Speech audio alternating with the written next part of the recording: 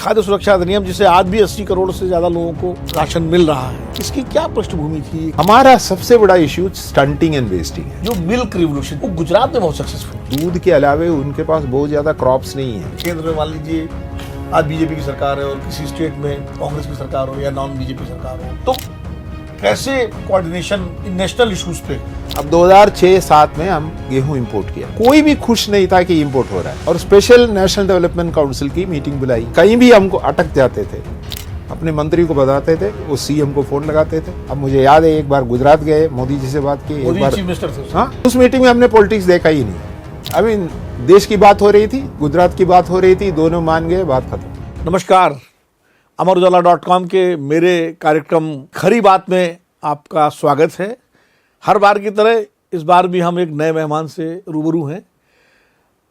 ज़्यादातर अपने कार्यक्रम में मैं जो गेस्ट लाता हूं तो उनमें कई बार राजनेता होते हैं, कई बार जो है कुछ सोशल वर्कर होते हैं, कभी कभी एक्सपर्ट्स भी होते हैं। तो आज हम ऐसे ही एक एक्सपर्ट को लेके आए हैं जिनका एक लंबा अनुभव है इस देश की में सरकारों के साथ काम करने का, जो एक वरिष्ठ अधिकारी बड़े पद से रिटायर हुए भारत सरकार के उससे, और उन्होंने कृषि के क्षेत्र में, खाद्य सुरक्षा के क्षेत्र में, वाणिज्य के क्षेत्र में बहुत काम किया। मैं रूबरू हूँ टी नंद कुमार साहब से, जो झारखंड कैडर के आईएएस अधिकारी हैं, रहने वाले केरल के हैं। बहुत ज़्यादा काम किया उन्होंने भारत सरकार में। जो मनमोहन सिंह जी जब प्रधानमंत्री थे उस समय वो खाद्य सचिव थे, कृषि सचिव रहे शरद पवार जी के साथ, और तमाम विभिन्न पदों में काम किया। और जब नरेंद्र मोदी जी की सरकार बनी तो वो नेशनल डेयरी डेवलपमेंट बोर्ड के चेयरमैन भी रहे। यानी जो श्वेत क्रांति और दुग्ध क्रांति का जो पूरा हमारा क्षेत्र है उसमें भी उनका लंबा अनुभव है। नंद कुमार साहब, बहुत बहुत स्वागत है आपका अमरउजाला.com के इस कार्यक्रम में। आप केरल से चल के इतनी दूर आए, हमारे लिए वक्त निकाला आपने, इसलिए बहुत बहुत आभार आपका। देखिए, देश में इस समय पिछले 10-11 साल से सरकार चल रही है और काफ़ी खाद्य सुरक्षा पर ध्यान भी दिया गया है। जिस तरह कोविड के समय अपने तमाम जो गरीबी रेखा से नीचे लोग हैं उनको फूड दिया गया, और वो भी फूड सिक्योरिटी बिल के तहत। और मुझे याद है कि उसकी पूरी जो आउटलाइन थी और जो सारा उसका बेस था, उसमें आपकी बहुत बड़ी भूमिका थी जब खाद्य सुरक्षा अधिनियम आया था। तो ये खाद्य सुरक्षा अधिनियम जिसे आज भी 80 करोड़ से ज़्यादा लोगों को राशन मिल रहा है, भारत सरकार दे रही है, इसकी क्या पृष्ठभूमि थी? कैसे आपके दिमाग में आया, भारत सरकार के दिमाग में आया और ये कानून बना? देखिए, ये पहले हम लोग राशन शॉप तो चलाते ही थे, ऐसा नहीं था कि राशन मिलते नहीं थे लोगों को। उस समय आपको याद होगा 3 कैटेगरी के राशन कार्ड होते थे जी। एक एबव पॉवर्टी लाइन, एक बिलो पॉवर्टी लाइन जो बीपीएल लोग जो कहते हैं, और एक सबसे गरीब जो अंत्योदय, जो वाजपेयी जी ने कॉइन किया था, अंत्योदय परिवार, जो करीब 2.5 करोड़ परिवार उस समय थे। अंत्योदय जिसको 1 रुपया या 2 रुपया में अनाज देते थे। तो एक ये चला कि भाई एक राइट टू फूड होना चाहिए, ये सरकारों पर छोड़ दें और कहीं पर ये बंद ना कर दें। तो एक इंटरनेशनली ये मूवमेंट शुरू हुआ था। ये यूनाइटेड नेशन की सस्टेन डेवलपमेंट गोल्स में भी थे कि उस समय एक राइट टू फूड कमिश्नर भी हुआ करते थे। उन्होंने इसको छेड़ा। फिर उस समय मैडम सोनिया गांधी यूपीए के चेयरपर्सन थी, वहाँ पे जो थिंक टैंक है वो भी इस पर बहुत चर्चा किया। तो ये तय किया कि भाई एक नेशनल फूड सिक्योरिटी एक्ट होना चाहिए, ताकि ये सरकार की क्या करें, फ्री शिप में नहीं आ जाए, कहीं ना कहीं कोई सरकार आके इसको बंद ना कर दे। हाँ, फ्रीबीज के नाम पर। उसका 2 कारण है। एक, आप कुछ भी बोलिए, हम ग्रीन रेवोल्यूशन से सेल्फ सफिशिएंट है, हम एक्सपोर्ट करते हैं, सब कुछ करते हैं, लेकिन जब ग्लोबली आप हमारे नंबर्स देखते हैं, सबसे ज्यादा हंगर एंड मैल न्यूट्रिशन हमारे ही देश में है, और उस इंडेक्स में हम काफी नीचे हैं। इंडेक्स में हम नीचे हैं। उसका वो इंडेक्स का अलग एक इशू है, लेकिन ये बात मान के चलना है, हम इंडेक्स से सहमत नहीं है। वो इंडेक्स थोड़ा सा है tilted in some direction, but ठीक है, फिर भी हम ये मान के चलते हैं हमारे यहाँ लोग हैं हु डिजर्व फ्री राशन। ये इस पृष्ठभूमि में ये बना था। और वो एक प्रोविजन है एनेबलिंग। अब आप ये कह रहे हैं 80 करोड़, ये सब सरकार के हाथ में है, ये सरकार के आंकड़े हैं जो हम आप उसको कम कर सकते हैं, ज़्यादा कर सकते हैं, वो अलग चीज़ है।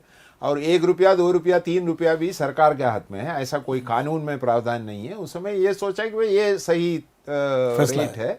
अगर ये समझते हैं कि भाई 2 लाख करोड़ हमको सब्सिडी देना नहीं है, तब आप इसको ज्यादा भी कर सकते हैं, ऐसा नहीं है। थोड़ा प्राइस बढ़ा सकते हैं। हाँ, आप चाहे तो कर सकते हैं। अभी तो फ्री दे रहे हैं हम, कोविड में आपने फ्री दिया था, अभी वही कंटिन्यू जो कर रहा है। नहीं, अभी थोड़ा सा चेंज हुआ उसमें, वो जो फ्री वाला कुछ कम हो गया है। पहले सबको फ्री था, अब थोड़ा कम उसमें हो कुछ गया। कैटेगरी बना दी है अब लेकिन 1 रुपया 2 रुपया 3 रुपया है, तभी कोई ऐसा नहीं है कि फ्री और इसमें क्या बहुत ज्यादा फर्क तो है नहीं।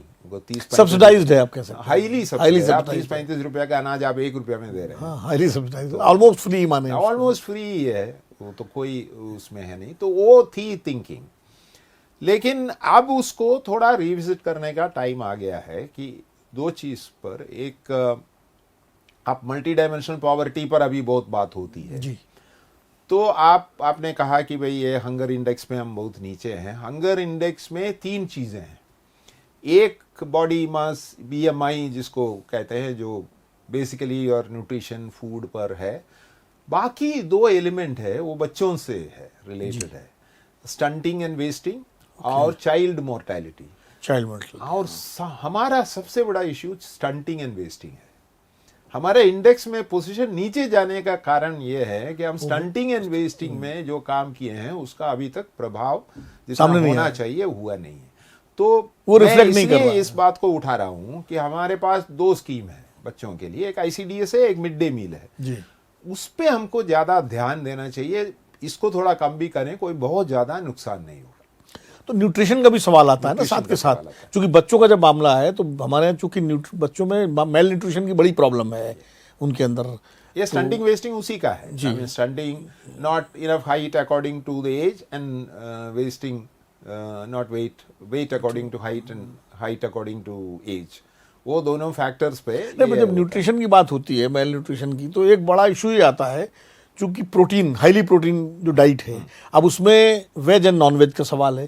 चूंकि हमारे यहाँ एक बड़ी पॉपुलेशन वेजिटेरियन है, वो अपने बच्चों को नॉन वेज देना नहीं चाहते, परहेज करते हैं। जो नॉन वेजिटेरियन है वो तो उनको कोई दिक्कत नहीं, लेकिन जो वेजिटेरियन बच्चे हैं उनके लिए हाई प्रोटीन डाइट की बड़ी समस्या है। इसका क्या हल हो सकता है, कैसे इसको दूर किया सकता है? देखिए, प्रोटीन, एक तो हमारी फूड हैबिट्स में प्रोटीन का इंपॉर्टेंस फैमिली में भी बहुत ज्यादा नहीं है, बट दालों वगैरह का तो रहा है हमारे है, फिर भी इनएडिक्वेट है। अब आप देखेंगे तो ओवरऑल हम देखेंगे तो थोड़ा सा इनएडिक्वेसी आपको नजर आएगी। तो 3 तरह के ऑप्शंस उसमें आ जाते हैं। एक ये है कि नॉन वेज आपने कहा, वो ठीक है। हमारे यहाँ तो नॉन वेज का मोस्टली पोल्ट्री है, चिकन है जी, या फिश है, यही नॉन वेज है। अब मटन भी तो है वैसे, लेकिन कम है, बहुत कम है। अगर आप देखेंगे मीट का प्रोपोर्शन तो उसमें चिकन और फिश ज्यादा है। और वेज साइड में आपको है डेयरी और पल्सेस, हाँ। दाल है या जो भी है। हमारा डेयरी का कंजम्पशन बढ़ना चाहिए। पोल्ट्री भी तो है, अंडा, एग वगैरह जो है। एग है, एग को आप नॉन वेज मानेंगे ना, इसलिए वो तो वेजिटेरियन में नहीं डाला। कुछ लोग वो चिकन में ही आ जाएगा, वो एग उधर ही जाता है। तो आप मिल्क का कंजम्पशन बहुत जगह हमको सीरियसली देखना पड़ेगा। और हमारे यहाँ मिल्क की शॉर्टेज नहीं है। आप तो चूंकि NDDB के चेयरमैन रहे हैं, वाइट रेवोल्यूशन। अब देखिए, आप विदेश में जाइए, आप चीज लोग कितने खाते हैं। हमारे यहाँ तो अभी लोग चीज से परिचित होने लगे। बिल्कुल। तो आई थिंक दूसरा है पल्सेस। हमारे यहाँ पल्सेस ऑलवेज, दालें प्रोडक्शन कम होती रही। 2010 तक तो बहुत ही शॉर्टेज होते थे। और उस समय बजट में हमने प्रणब मुखर्जी साहब ने बजट अनाउंस किया था, उसमें 60,000 गांव पल्सेस विलेज डिक्लेयर किए थे। इसमें स्वामीनाथन साहब के बहुत बड़ा एक रोल था, उन्होंने ही इसको फॉर्मलाइज किया था। मुझे याद है, मैंने ही उसको कैबिनेट लेके अप्रूवल कराया था। बाद में पल्सेस मिशन हुआ, ये हुआ। अभी देखिए, फिर बजट में निर्मला सीतारामन जी ने ये कहा कि हमको 3 पल्सेस पे ज्यादा ध्यान देना है, उड़द, तुअर और मूंग। ये खरीफ पल्सेस है। इसका रीजन ये है कि रबी में चना होता है, चना और मटर होता है। हमारे यहाँ बहुत फ्लक्चुएशन नहीं है, लेकिन हमारे यहाँ फ्लक्चुएशन होता है खरीफ वाले में, बारिश। अच्छा, मैं इसलिए कह रहा हूँ कि बचपन में हम लोग देखते थे अरहर के बहुत खेत होते थे। हमारे बचपन में हम लोग गांव जाते थे और वो खरीफ के उस समय जो है, अब वो खेत नहीं दिखाई पड़ती। मतलब उतने नंबर में कम हो गए। इसका मतलब कहीं ना कहीं उसकी जो सोइंग है, उसकी बुआई है, और वो एरिया घटा है, उसका कल्टीवेशन एरिया, ये भी एक कारण है। तो क्या वजह है? क्योंकि दालों में ये प्रॉफिटेबल क्रॉप नहीं है, इसलिए इसका प्रोडक्शन घटाया गया है। और अब जैसे कहीं इतना ज़्यादा कैश क्रॉप पे ध्यान दिया जा रहा है कि जो हमारी फूड ग्रेन्स हैं उनके प्रोडक्शन पे भी असर पड़ रहा है। ये देखिए प्रॉब्लम ये है कि आपकी जो भी दालों की खेती है वो रेन फेड एरिया में है। अभी का जो सिचुएशन, या इवन 2008-9 पिछले 20 साल में ये सिचुएशन है कि दालें होती है रेन फेड एरिया में। अब रेन फेड एरिया में वेरिएबिलिटी बहुत ज़्यादा है, बारिश नहीं हुई तो। दूसरा, अनफॉर्चुनेटली हमारी जो रिसर्च हुई है वो राइस और व्हीट पे फोकस्ड रही है बाय एंड लार्ज, और प्राइवेट इंडस्ट्री कमर्शियल क्रॉप्स में गई जी। अब ये रह गया, ये ग्रे एरिया रह गया, ग्रे एरिया रह गया। अभी भी हमारा प्रोडक्टिविटी 1 टन से ऊपर नहीं है पर हेक्टेयर। तो अगर हम जब तक इस पर टेक्नोलॉजी नहीं लाएंगे, रिसर्च नहीं करेंगे। अच्छा, दूसरा एक समय ये सोचा था कि हम इसमें इरिगेशन ले आएंगे तो प्रोडक्टिविटी बढ़ेगी, लेकिन आपको ताजुब होगा कि महाराष्ट्र में कुछ जगह जब इरिगेशन ले आया वो शुगर केन में शिफ्ट हो गए। अब किसान तो ये देखता है कि हमको क्या फायदे की चीज है। अब जैसे पंजाब पूरा राइस में शिफ्ट हो गया।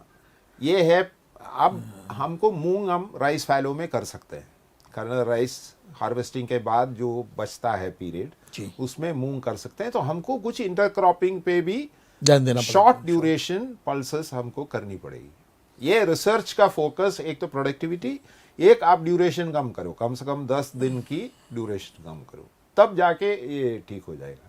दूसरा, ये जो मिलेट्स की बात हुई, और जो मोटा अनाज पहले बहुत खाया जाता था, बाद में धीरे धीरे ये वाइप आउट होता चला गया और व्हीट पर ही सारा जोर हो गया। अब फिर इसका चलन बढ़ा है लोगों में खासकर। तो इसके लिए क्या होना चाहिए? ये भी एक मिलेट्स हमने जो भी वजह है, उस समय ग्रीन रेवोल्यूशन का शॉर्टेज होता है, तो आप ये देखते हैं कि किस में ज़्यादा हम प्रोडक्टिविटी कर सकते हैं। अभी थोड़ा कंफर्टेबल है इसलिए हम मिलेट की बात कर सकते हैं, अगर कंफर्ट नहीं रहते तो शायद बात नहीं कर पाते। लेकिन मिलेट्स का साथ ये था कि उसका एमएसपी वगैरह होता था, लेकिन प्रोक्योरमेंट बहुत मुश्किल था क्योंकि इसकी शेल्फ लाइफ बहुत कम है। तो food corporation of India hesitate करता है कि वो तो राइस और व्हीट पे ही खराब हो जाएगा, उसका सारा जोर तो राइस और व्हीट पे ही रहता है। नहीं, खराब हो जाएगा। मेरे टाइम में मुझे याद है 6-7 में ज्वार और बाजरा खरीदवाया था, लेकिन डिस्ट्रीब्यूशन में प्रॉब्लम हुआ, फिर वो डैमेज हो गया, तो फिर उसको राइट ऑफ करना पड़ा। उस समय मुझे याद है कि आईटीसी का चेयरमैन मेरे से मिलने आया था, मिस्टर देवेश्वर, अभी नहीं है वो, लेट मिस्टर देवेश्वर। तो उनको मैंने कहा साहब हमारे साथ ये मिलेट्स का एक प्रॉब्लम है शेल्फ लाइफ का, आप इतने प्राइवेट रिसर्च है, आप कर लो। तो उन्होंने मुझे कहा कि मैं मल्टीग्रेन आटा बनाता हूँ। अच्छा, in fact that is the beginning of multigrain आटा एंड मल्टीग्रेन ब्रेड। अब हम लोग सबको मल्टीग्रेन ब्रेड मिल रहा है, और लोग मांगते भी हैं। और they manage to do that shelf life thing very well. तो ये कहीं ना कहीं हमको ये चीजें बाहर प्राइवेट के साथ भी करनी चाहिए, करना पड़ेगा। हाँ। अब मेरा ये मानना है कि देखिए, मिलेट की अगर सक्सेस स्टोरी आप देखो, 2 ही स्टेट है, कर्नाटका और ओडिशा। बाकी जगह है ज़्यादा मिलेट्स, बाजरा है बहुत जगह। कर्नाटका और ओडिशा दोनों रागी है, रागी स्टेट, रागी का, हाँ, रागी स्टेट। लेकिन उन्होंने किया क्या, लोकली प्रोक्योर किया, मतलब डिस्ट्रिक्ट लेवल पे या डिवीजन लेवल पे प्रोक्योर किया, वहीं पर उन्होंने डिस्ट्रीब्यूट किया मिड डे मील में, पीडीएस में, सब में।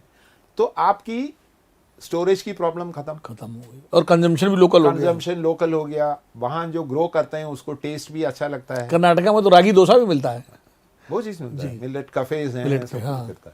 तो एक ये है कि आप थोड़ी सी डिसेंट्रलाइज करो इसको, हर चीज आप एफसीआई में और सरकारी फिर वापस फिर ट्रेन में भेजने की क्या जरूरत है। बिल्कुल।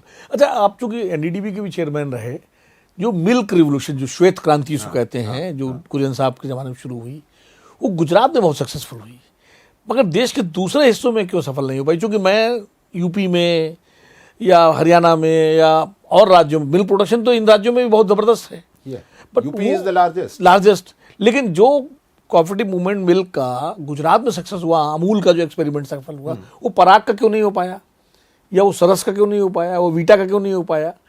ये इसके बारे में क्या आप देखिए, ये इन ए वे आप देखिए, जहाँ कोऑपरेटिव इंस्टीट्यूशंस फेल हुए हैं वहाँ पर ये भी फेल हुआ है। Only exception is Bihar. Very interesting. Bihar में बाकी सब कोऑपरेटिव फेल हुआ, खाली दूध कोऑपरेटिव सर्वाइव कर रहा है। अच्छा। हाँ, Sudha is still not, it's better than Parag in many ways. तो ये है कि वहां पे गुजरात में एक तो ट्रेडिशन बना, सरदार पटेल, हाँ, बारडोली और उस फ्रीडम मूवमेंट के समय से बना, कोऑपरेटिव अमूल एक बहुत बड़ा ब्रांड बना। और वहाँ के जो दूध के अलावे उनके पास बहुत ज्यादा क्रॉप्स नहीं है, वहाँ पर ड्राउट है। ड्राउट है, हाँ। आप जब आपके पास कोई क्रॉप, आप इंडो गैंजेटिक प्लेन में बहुत सारे चॉइसेस हैं जी। तो आपको दूध उतना लाइफ लाइन नहीं है, वहां पे लाइफ लाइन है। कुछ कल्चरल टैबू भी रहा है, कल्चरल भी है कि दूध हम न बेचने का, दूध वो का भी अपने खाने के लिए, यूपी में खास करके। हाँ। बहुत जगह है कल्चरल टैबू है। फिर हम कोऑपरेटिव सोसाइटी में क्यों जाएं, वहाँ क्यों खड़े रहें, ये सब है। बट लेकिन बेसिकली गवर्नेंस फेलियर है जहाँ फेलियर हुआ। देखिए Karnataka is successful, Karnataka successful, Tamil Nadu successful है, Tamil Nadu is successful, Maharashtra fail, surprising. तो जबकि महाराष्ट्र में होना चाहिए था सक्सेसफुल। शुगर कोऑपरेटिव्स बहुत अच्छा काम कर रही है। महाराष्ट्र में क्या हुआ, वो फेडरेशन फेल हो गया। महाराष्ट्र में आप कहते फेडरेशन, महाराष्ट्र में क्या हुआ, अमूल एक सिंगल ब्रांड है ना। अमूल में जितने डिस्ट्रिक्ट लेवल फेडरेशन है वो सबका एक ही ब्रांड है अमूल। महाराष्ट्र एक ब्रांड बनाया फेडरेशन का, लेकिन वो ठीक से चलाया नहीं। तो जो स्ट्रॉन्ग यूनिट्स थे, जैसे गोकुल है वहाँ पे बहुत पावरफुल ब्रांड, कोल्हापुर की ब्रांड है, वो अलग हो गए, वो अपने ब्रांड में बेचने लगे। तो जब आप ये सोचेंगे कि भाई छोटे छोटे ब्रांड हम करेंगे और उससे हमको फायदा होगा, ये मार्केट में नहीं होने का है। नहीं, पहले कुछ समय गुजरात में भी तो था, सागर दूध सागर डेयरी जो थी महसाना वाली, उनका अपना ब्रांड सागर निकाला था उन्होंने, वो चला नहीं वहाँ भी। अमूल ने ही डोमिनेट किया एक तरह से। वो अमूल इन लोगों को एग्री किया था अमूल ब्रांड होगा, वो सागर लोकली बेचते थे, इसलिए बहुत ज्यादा उसके इम्पैक्ट होना नहीं था। लेकिन महाराष्ट्र में वो फेडरेशन का जो काम, जैसे गुजरात फेडरेशन, हाँ, गुजरात जी, उस तरह की स्ट्रांग नहीं थी। जबकि कर्नाटका नंदिनी ब्रांड अच्छा है, नंदिनी चलता अच्छा है, वो बेचता है।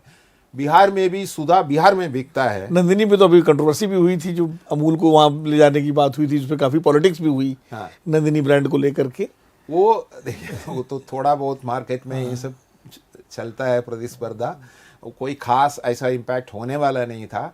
वो हुआ क्या था कि आंध्रा के चिट्टूर में एक कोऑपरेटिव को अमूल ने ले लिया, दे दिया सरकार ने, अमूल ने ले लिया। अमूल चिट्टूर में नहीं बेच सकता, वो सरप्लस एरिया है, तो नियरेस्ट बैंगलोर है। तो ये सब थोड़ी बहुत चलता रहता है। वो एक तरह से आप ये भी कह सकते हैं। अब आप देखिए दिल्ली में मदर डेयरी अपना कंपनी, मदर डेयरी सक्सेसफुल है, अमूल भी बेचता है। लेकिन दिल्ली मिल्क स्कीम खत्म हो गई, डीएमएस जो था। अब देखिए वो सरकार थी। अब दिल्ली मिल्क स्कीम अभी भी है, बूथेस है उसके, वैसे कागज में है दिल्ली मिल्क स्कीम, लेकिन एक डिपार्टमेंट अगर मिल्क स्कीम चलाए तो नहीं चलेगा, कोई जरूरत नहीं है। मुझे याद है मैं जब एनडीडीबी चेयरमैन था तो मेरे से पूछा कि भाई आप इसको दे, वो बोला कि किसी कोऑपरेटिव को हम दे देते हैं। तो मैंने कहा कि भैया एक सिंपल काम करो, इसकी पूरी एसेट आप रख लो, उसकी जो मिल्क की डिमांड है वो मैं पूरा कर लेता हूँ मदर डेयरी से, हमको कुछ नहीं चाहिए आपसे। उसकी जो बूथ है वो हमें यूज वो हमको दे दो बस, और उसकी जो एजेंट्स है जो बूथ चलाते हैं उसको मैं देख लूंगा, बिकॉज मदर डेयरी उनको ज्यादा ही फायदा होगा। लेकिन समहाउ उस समय पता नहीं क्या उसके इंटरनल एम्प्लॉय पॉलिटिक्स कुछ रहा, वो अच्छा है क्या आपका? मैंने कहा कि भाई इसको प्राइवेटाइज मत करो, अच्छा एसेट, क्योंकि मदर डेयरी एक ब्रांड अच्छा है, सक्सेसफुल ब्रांड है, उसके साथ वो जुड़ जाता तो। और आपकी एसेट आप उसमें कोई आईटी पार्क खोल दो, मुझे कोई फर्क नहीं पड़ता। मुझे खाली उसकी डिपोज गोडाउन जो स्टोरेज है वो और डीलर दे दो। लेकिन ये बताइए, जिस तरह से अर्बनाइजेशन बढ़ रहा है देश में, आप देखिए जो देहात गांव थे बड़े, वो कस्बे हो गए, जो कस्बे थे वो शहर बन गए, जो शहर थे वो महानगर हो गए, और एग्रीकल्चर सोइंग एरिया जो है वो कम होता जा रहा है। पशुपालन भी घट रहा है, क्योंकि मैं खुद गांव से आता हूँ, मैं अपने गांव जब जाता हूँ तो जिन घरों में 4-4 भैंसें होती थी, 2-2 गाय, 3-3 गाय होती थी, अब वहाँ एक भी नहीं है या एक है, 2 है। तो इसका मतलब कहीं ना कहीं मिल्क प्रोडक्शन और फूड ग्रेन प्रोडक्शन जो है, इसका जो उत्पादन है वो भी तो कम हो रहा है। उत्पादन कम नहीं हो रहा है, क्योंकि टेक्नोलॉजी यील्ड बढ़ रही है, धीरे धीरे आ रहा है, और लोग कुछ न कुछ करके वो प्रोडक्शन तो मेंटेन हो रहा है। ऐसा नहीं है कि क्वांटिटी में हमें बहुत कमी कहीं आई नहीं है, लेकिन क्लाइमेट का जो इम्पैक्ट होगा उससे हमको कब खतरा है, ये क्लाइमेट चेंज का जो आ रहा है, ये कब आपके ऊपर प्रेशर आएगा ये बताना बहुत मुश्किल है, क्योंकि किस पर प्रेशर आएगा। मैं आपको एक उदाहरण देता हूँ। 2006 में जब हमको गेहूं इंपोर्ट करना पड़ा जी, 2006 का आप देखेंगे फरवरी के लास्ट हाफ और मार्च के फर्स्ट हाफ में पंजाब, हरियाणा, वेस्टर्न यूपी में 2 डिग्री टेम्परेचर बढ़ा, एवरेज से 2 डिग्री टेम्परेचर बढ़ा। और हमारा प्रोडक्शन जो जनरली 85-86 मिलियन होता था वो 6 मिलियन घट गया, और वहीं से हमारा प्रॉब्लम शुरू हो गया। तो आप ये समझना ज़रूरी है कि अब 1 डिग्री टेम्परेचर कहीं बढ़ेगा और किस सीजन में बढ़ेगा, किस एरिया में बढ़ेगा, उसका आपके प्रोडक्शन पर क्या इम्पैक्ट होगा। तो ये तो फोरकास्ट करना चाहिए इस चीज़ को आगे से, ये मतलब बहुत बारीकी से स्टडी करना है, क्योंकि क्या इम्पैक्ट होगा ये जनरल कोई सोल्यूशन नहीं है। अब हो सकता है हम एक इरिगेशन और दे दें, कुछ हम उसमें सैल्वेज करें। 2009 में हमने किया था ये, तो सैल्वेज हुआ और अभी कम नहीं हुआ। तो आपको एक तो यह है, समझ लो क्या प्रॉब्लम आपको फेस करना पड़ेगा। दूसरा, आप क्या प्रीएम्प्टिव स्टेप्स लेंगे। जब आपको ये पता है कि टेम्परेचर बढ़ रहा है तो आपको करना क्या चाहिए। हाँ, ये बिल्कुल। और ये ऑल इंडिया सोल्यूशन नहीं है। ये हो सकता है पंजाब में भी 5 डिस्ट्रिक्ट के लिए एक सोल्यूशन हो, दूसरे 5 के अलग लिए हो। दूसरा। नहीं, एक और कारण है, जिस तरह वाटर लेवल नीचे जा रहा है, नदियां सूख रही हैं, जल स्रोत एक तरह से सूख रहे हैं, तो इरिगेशन की भी एक प्रॉब्लम भविष्य में आने वाली है, सिंचाई की। क्योंकि बारिश और पानी, ग्राउंड वाटर और नदियां, यही तो साधन है। जो भाई ग्रीन रिवोल्यूशन इसलिए सफल हुआ कि हमारे पास पानी के स्रोत थे, उनको हमने चैनलाइज किया। तो इसका क्या सोल्यूशन आप देखते हैं, इस तरह से कैसे? देखिए, एक तो हम पानी के ऊपर कुछ बहुत सारे उसमें डिस्कशन हुए हैं। ऐसा नहीं है कि पानी पर डिस्कशन हर साल होता है, क्या करना चाहिए नहीं करना चाहिए। एक कि वाटर मैनेजमेंट एक टोटलिटी में हम देखना पड़ेगा। पहले हम लोग थे कि डैम बना दिया, ट्यूबवेल कर दिया तो हो गया हमारा काम। नहर खुद अब ये नहीं है कि हम जितना मर्जी उतना पानी हम निकाल दें और उसी तरह से खेती करें। तो एक कि कम पानी में हम कैसे खेती करें। अब इसराइल में देखिए वो कैसे करते हैं। एक वो वाली जो खेती होती है, ड्रिप इरिगेशन, स्प्रिंकलर, वो एक सोल्यूशन है, वो टेक्नोलॉजिकल सोल्यूशन। इजराइल ने काफी उस पर काम किया था। इसराइल के साथ हमारा भी है अंडरस्टैंडिंग। वो है यहाँ पे जो कंपनी है, 2-3 कंपनियां हैं, एक तो सबसे बड़ा है, वो तो कर ही देते हैं। ऐसा नहीं है कि स्प्रिंकलर और ड्रिप में हमको टेक्नोलॉजी की ज़रूरत है। लेकिन मिस्टर मोदी जब इजराइल गए थे, हाँ, तो लौट के आए तो उन्होंने इसके बारे में काफी चर्चा की थी कि इस तरह की भारत में करना चाहिए। वो है एक्चुअली इस कंपनी का भी ब्रांच है इसराइल में। अच्छा, तो वो इश्यू नहीं है। इश्यू ये है कि हम राइस में कैसे करेंगे, वीट में कैसे करेंगे। ठीक है, आलू में कर सकते हैं, गोभी में कर सकते हैं, इवन शुगर केन में कर सकते हैं। तो ये हमको समझना चाहिए कि पानी बहुत महत्वपूर्ण चीज़ है, और वेस्ट हम बहुत करते हैं। 2 तरह से वेस्ट करते हैं। एक तो हम क्वांटिटी वेस्ट करते हैं जी, क्वालिटी और ज़्यादा वेस्ट करते हैं। आप कोई भी चीज़ है, गंदगी है, वो रिवर में डाल दो, कोई भी है ड्रेन में डाल के कहीं भी ले जाओ, सारा इंडस्ट्रियल वेस्ट रिवर में डाल दो, वेस्ट डाल दो। तो आपकी chemical oxygen demand, biological oxygen demand दोनों पानी में बढ़ेगा, तो आप पानी फिर कोई भी चीज़ के लायक नहीं रहेंगे। So we will have to reuse a lot of water. फिर पानी में पॉलिटिक्स भी होती है, वो कभी कर्नाटका और तमिलनाडु के बीच में होती है, तो कभी हरियाणा और दिल्ली के बीच में होती है। पॉलिटिक्स तो जल्दी खत्म होने वाले नहीं। कभी पंजाब और हरियाणा के बीच में, कभी दिल्ली हरियाणा के बीच में होती है। लेकिन ठीक है, आप अपनी डिमांड रेस करेंगे, थोड़ी बहुत इस पर पॉलिटिक्स होगा, लेकिन जो पानी आपका है उसकी क्वांटिटी और क्वालिटी को सही ढंग से यूज़ करने में क्या प्रॉब्लम है।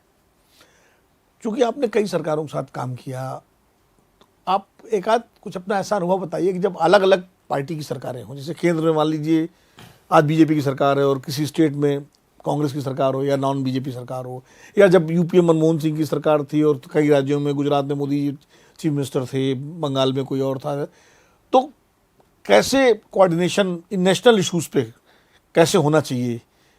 क्योंकि कई बार ये पार्टी पॉलिटिक्स आड़े आ जाती है, जिसमें हमारे राष्ट्रीय हित बहुत प्रभावित होते हैं। तो थोड़ा इसके बारे में अगर आप बताएं कि कुछ एक आध आपका अपने अनुभव रहे हों जो साझा करें आप। नहीं, एक तो वेल नोन एग्जाम्पल बताता हूँ जी। अब 2006-07 में हम गेहूं इंपोर्ट किया, ये तो नोन है कि भाई शॉर्टेज हो गया, हमको इंपोर्ट करना पड़ा। ऑस्ट्रेलिया से किया था शायद, ऑस्ट्रेलिया, यूरोप सब जगह से करना पड़ा, चूंकि लोएस्ट टेंडर जिसका आता है उसका ले लेते हैं। तो उस समय ये कोई भी खुश नहीं था कि इंपोर्ट हो रहा है। मैं खुद नहीं था, प्रधानमंत्री भी नहीं थे, हमारे मिनिस्टर शरद पवार भी नहीं थे कि भाई ये रुकना चाहिए। इट इज अ मजबूरी थी लेना, मतलब ये टेम्पररी है। अब आप किसी को ऑक्सीजन सिलेंडर लगाते हैं तो टेम्पररी ये उम्मीद करते हैं कि सिलेंडर हट जाए। तो 7 में ये बात हुआ कि भाई अब आगे हम इंपोर्ट नहीं करें, इसके लिए क्या करना चाहिए। ये काफ़ी उसमें डिस्कशन हुआ। तो हुआ कि भाई हमको अपनी चावल और गेहूं की प्रोडक्शन बढ़ाना है। तो ये तय हो गया। तो हुआ कि अब ऑल इंडिया प्रोग्राम करेंगे तो कोई फ़ायदा नहीं है, वी नीड फोकस्ड इंटरवेंशन। तो हुआ कि भाई करीब 100-125 जिले में हम इसको सेलेक्ट करके करेंगे। तो आपको याद होगा नेशनल फूड सिक्योरिटी मिशन जी याद है बिल्कुल, 5,000 करोड़ का अनाउंस किया। लेकिन अनाउंस करने से कोई फायदा नहीं। तो हुआ कि पवार साहब ने कहा कि लेट अस कॉल ए एनडीसी मीटिंग, स्पेशल एनडीसी जी, और स्पेशल नेशनल डेवलपमेंट काउंसिल की मीटिंग बुलाई और सभी मुख्यमंत्रियों को बताया कि भाई ये सिचुएशन है, अगर आप लोग अपने अपने स्टेट में प्रोडक्शन नहीं बढ़ाएंगे तो देश का क्या होगा। और सब ने कहा कि नहीं, आप प्रोग्राम लाइए, हम लोग करेंगे इसको, कोई दिक्कत नहीं। Above the politics and party, far above the politics, कोई उसमें डिसएग्रीमेंट नहीं हुआ कि 100 डिस्ट्रिक्ट 200 होना चाहिए, 400, कोई डिसएग्रीमेंट नहीं हुआ। और आप उसकी रिपोर्ट अभी देखेंगे।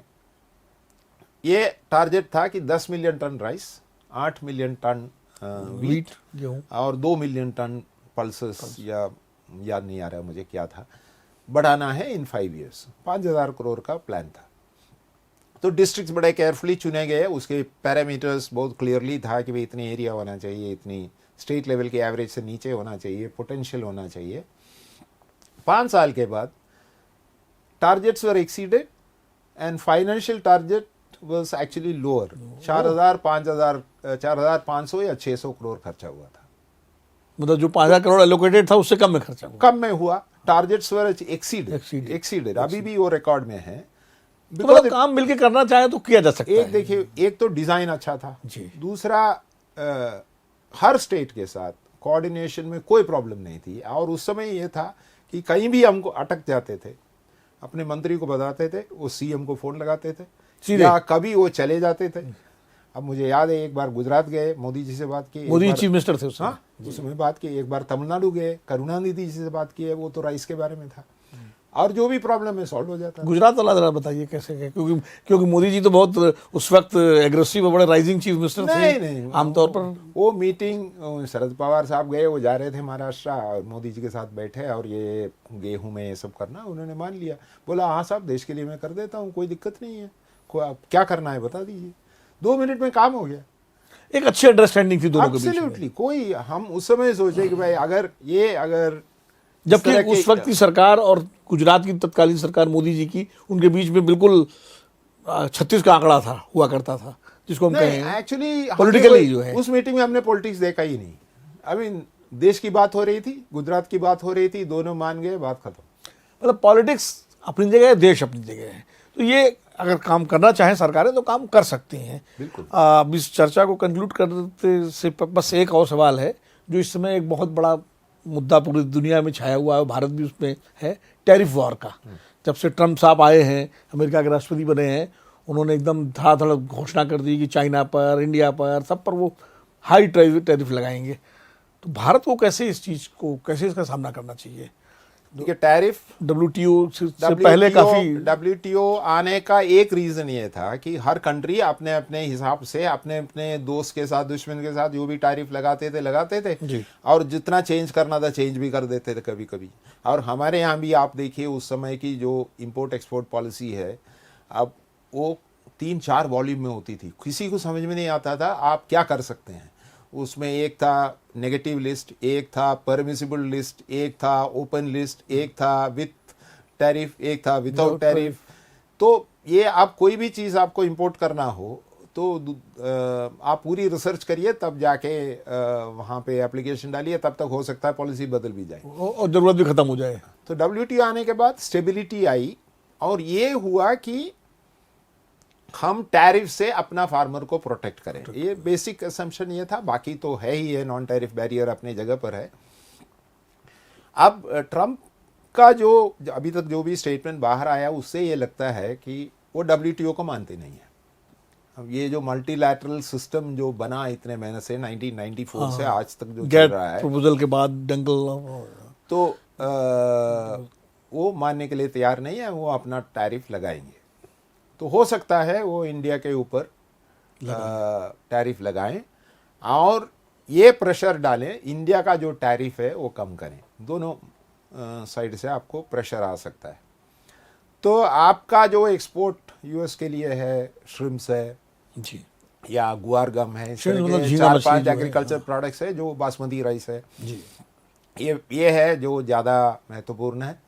तो उसमें हो सकता है वो टैरिफ लगा दें। तो और आपको ये कहें कि आप चिकन लेग्स पर और चीज़ पर और बटर पर कम कर दीजिए। वो हार्ले डेविडसन की बात छोड़ दीजिए, वो अपनी जगह पर है, जब मैं एग्रीकल्चर की बात कर रहा हूँ। तो ये आपको देखना पड़ेगा कि देखिए, ना कहने का कोई बहुत ज़्यादा स्कोप नहीं है, थोड़ा बहुत एडजस्टमेंट तो करना ही पड़ेगा। तो ये देखना पड़ेगा कि आपकी कॉम्पिटिटिवनेस एक्सपोर्ट मार्केट में कहाँ से अफेक्ट होगा, कितना अफेक्ट होगा, हम कैसे कॉम्पनसेट करें उसको, और थोड़ा बहुत हमको इंटरनल रिफॉर्म्स करना पड़ेगा। दूसरा, जो इंपोर्ट पर है, आपकी फार्मर पर क्या इफेक्ट होगा, ये सबसे ज़्यादा पॉलिटिकली भी महत्वपूर्ण बात है जी। अगर चिकन लेग्स आ गए और आपकी पोल्ट्री पर बहुत ज़्यादा असर हो गया, तो ये फिर हमारी फार्मर्स के लिए मुश्किल की बात हो जाएगी। डेयरी में भी वही इश्यू आएगी।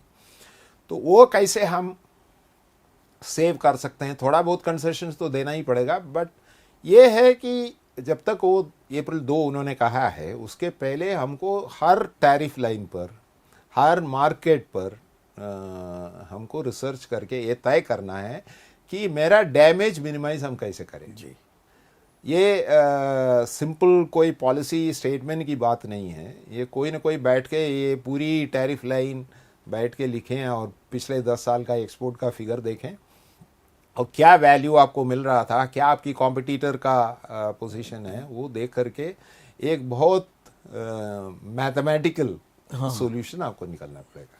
चलिए, आपने बहुत अच्छा सुझाव दिया है और हमारी उम्मीद है कि हमारा ये पॉडकास्ट अगर भारत सरकार में कोई देखेगा तो शायद देश के लिए अच्छी बात होगी सोचने के लिए। और जो आपने बताया कि किस तरह अलग अलग दलों की सरकार रहते हुए भी कई अच्छे काम पहले भी हुए, आज भी हो रहे हैं और होते रहने चाहिए। देश अपनी जगह है, पार्टी पॉलिटिक्स अपनी जगह है।